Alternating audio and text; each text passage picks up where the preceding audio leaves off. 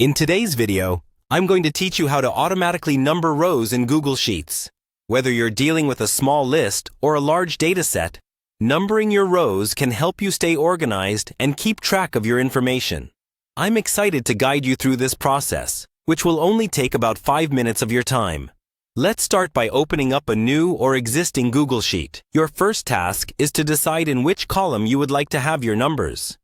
Once you have that in mind, go ahead and click into the first cell of your chosen column. Here, you will type the number 1. Now, move down to the cell right underneath and type the number 2.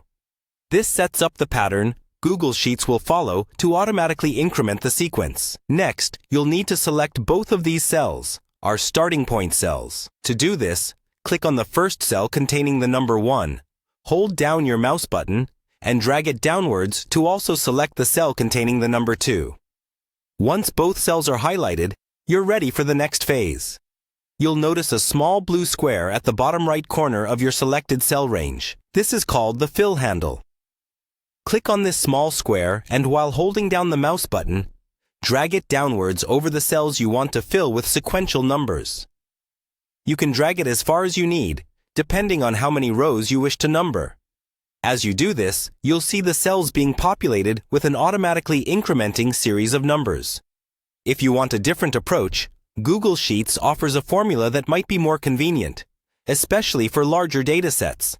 You can use the row key function to achieve this.